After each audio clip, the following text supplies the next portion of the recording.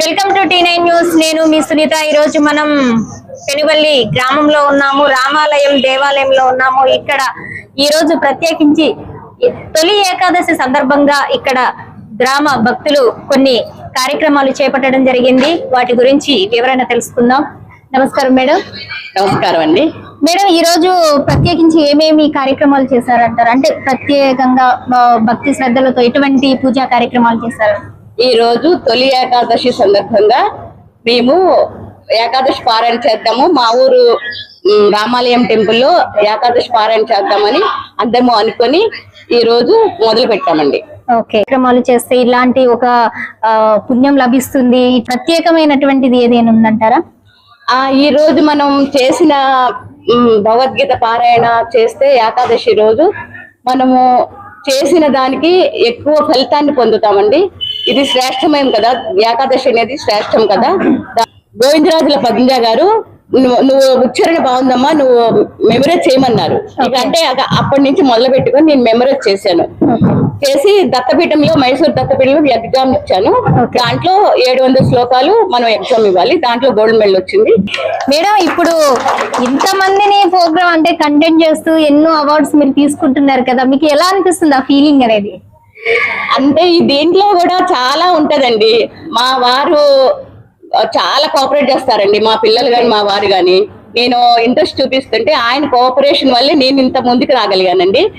దేవుడు మీకు ఇచ్చిన సంకల్పాన్ని బట్టి మీరు చేస్తున్నారని మీరు అభిప్రాయపడుతున్నారంటారు? అవునండి, ఇదంతా దేవుడి కృప అండి, నాదేమీ లేదండి. నేను కేవలం దేవుడు నన్ను ఎన్నుకుని ఉంటాడు ఇలాగ నేర్పాలని, అంతేగాని నేను ఒక మధ్యలో దాన్నే, కానీ మొత్తం ఇదంతా దేవుడిదేనండి. ఓకే, మీరు ఒక టీం అయ్యారు కదా పెనుబల్లిలో. మేడం గారు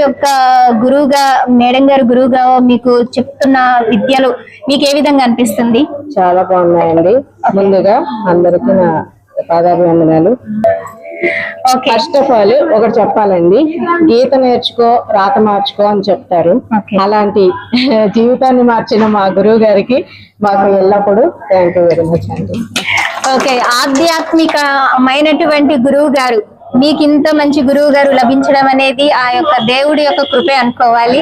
పెనుబల్లిలో ఉన్నటువంటి రామాలయ గుడిలో మనం ఉన్నాము. ఇక్కడ ఈ రోజుకు సంబంధించిన వశిష్టత గురించి ప్రత్యేకంగా చెప్పడానికి అయ్యగారు మనతో పాటు ఉన్నారు.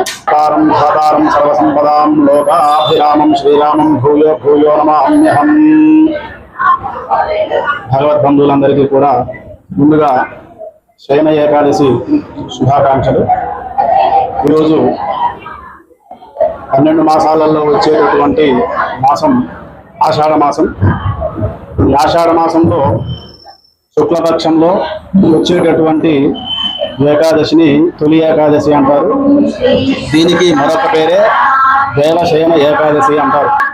ఎప్పటి నుంచి కూడాను ఆషాఢ శుద్ధ ఏకాదశి మొదలుకొని కార్తీక మాసంలో వచ్చేటటువంటి ఏకాదశి వరకు కూడాను స్వామివారు యోగ నిద్రలో ఉంటారు. దేవాలయంలో ఈ భగవద్గీత పారాయణం నిర్వహించడం జరుగుతుంది. ఈరోజు విశేషత తొలి ఏకాదశి సందర్భంగా ఈ యొక్క పారాయణాన్ని కూడా ఇక్కడ నిర్వహించడం జరుగుతుంది. ఇక్కడ చాలా మంది భక్తులు ఎట్లంటే భక్తి శ్రద్ధలతో చేస్తా ఉంటారు. ప్రత్యేకించి ఈ రోజు తొలి ఏకాదశి సందర్భంగా ఇక్కడ ఉన్న వారికి అందరికీ శుభాకాంక్షలు తెలియజేస్తున్నాం. అలాగే చూస్తున్న మీకు కూడాను మేము తొలి ఏకాదశి శుభాకాంక్షలు తెలియజేస్తున్నాము. చూస్తూనే ఉండండి. నేను మీ సునీత.